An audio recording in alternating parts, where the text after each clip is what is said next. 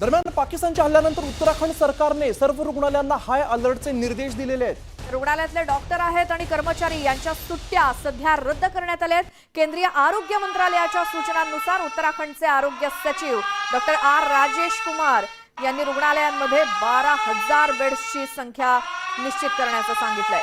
यामध्ये सगळे आयसीयू असतील किंवा व्हेंटिलेटर सुद्धा तयार ठेवण्याचे निर्देश दिलेले आहेत। श्वेता, आपण पूर्णपणे आपल्या बाजूने तयारी करतोय, कोणत्याही प्रसंगाला सामोरं जाण्याची भारताची तयारी यामध्ये दिसून येते। आपत्कालीन परिस्थितीमध्ये कशाचीही गरज लागू शकते, कुठलीही परिस्थिती उद्भवू शकते आणि म्हणूनच सगळ्या सुरक्षिततेचा उपाय म्हणून सगळ्या डॉक्टर्स असतील किंवा जे काही मेडिकल स्टाफ असेल त्यांना सज्ज ठेवण्यात आलेलं आहे। आयसीयू असतील व्हेंटिलेटर्स तयार ठेवण्याचे निर्देश उत्तराखंड सरकारने आपल्या रुग्णालयांना दिलेत। खरं तर हे वापरण्याची गरज आपल्यावर येणार नाहीये। त्या अर्धमेल्या पाकिस्तानला धडा शिकवण्यासाठी आपण आपल्या पद्धतीने तयारी करतोय, मात्र हे कुठलीही गोष्ट आपल्याला वापरण्याची गरज पडणार नाही, कारण भारताची तितकी तयारी आहे। भारताने चोख प्रत्युत्तर दिलेलं आहे। बिलकुल, मात्र एक सज्जता असते, एक स्ट्रॅटेजी असते आणि ती रणनीती आखूनच पुढे चालावं लागतं। जो प्रोटोकॉल असतो तो फॉलो करावा लागतो, म्हणूनच या सगळ्या गोष्टींची सज्जता देशाला ठेवावी लागते। हे सगळं नागरिकांच्या सुरक्षिततेसाठीच।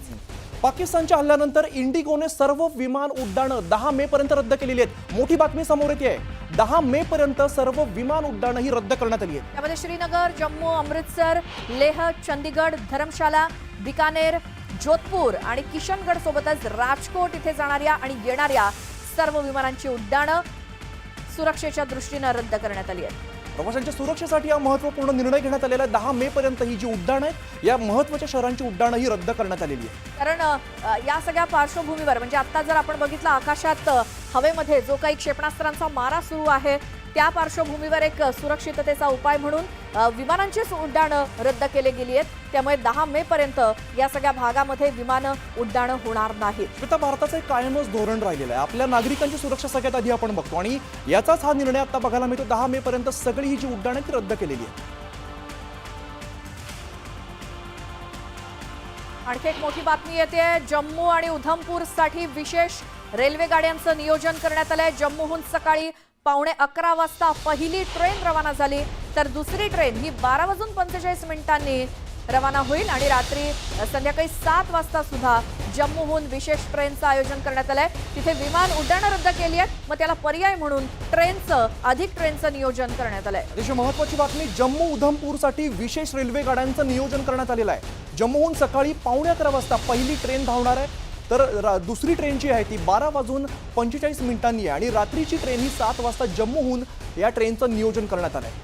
जम्मू आणि उधमपूरसाठी विशेष रेल्वे गाड्यांचं नियोजन करण्यात आलेलं आहे। त्यामुळे या सीमावर्ती भागातल्या नागरिकांची गैरसोय होऊ नये म्हणून ही रेल्वे मंत्रालयाकडनं विशेष सेवा जम्मू उधमपूरसाठी विशेष रेल्वे गाड्यांचं नियोजन करत।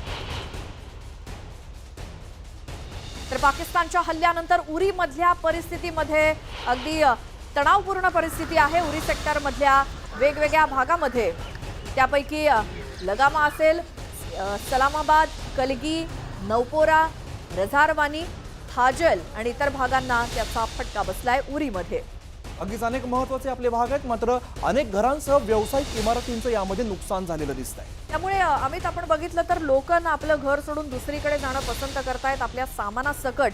खरं तर तशी गरज आहे की नाही आत्ता आपल्याला इथं उभं राहून सांगता येणार नाही, मात्र तिथे लोकांना तर राहणं अवघड झालंय, भीती वाटतेय। आपल्या घरावरती जर बॉम्ब पडला तर मग काय अवस्था होईल? महत्त्वाची एक गोष्ट आहे की भारतीय सैन्यावरती इकडच्या नागरिकांचा तितकाच विश्वास आहे, मात्र काही जण हा विश्वासाला सार्थ ठरवत तिथंच राहतायत किंवा या सगळ्या परिस्थितीला तोंड देत आहेत। मात्र काही जण घाबरून गेलेत, त्यांना घर सोडून दुसरीकडे स्थलांतरित व्हावं की काय अशा परिस्थितीत, अशा संभ्रमावस्थेत आहेत।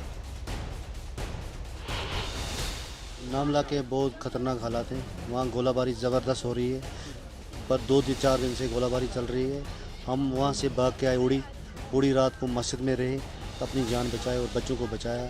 अब अभी गाड़ी आई तो हम निकलने लगे। यहाँ गवर्नमेंट की कोई फैसिलिटी नहीं है, ना बैंकर है ना कुछ है। अब हम निकलना चाहते हैं यहाँ से। अब गाड़ियाँ आए, बोलने लगे बारामूला डिग्री कॉलेज में जाना है, हम निकलने वहीं जा रहे हैं। गवर्नमेंट की कोई फैसिलिटी यहाँ पर नहीं है।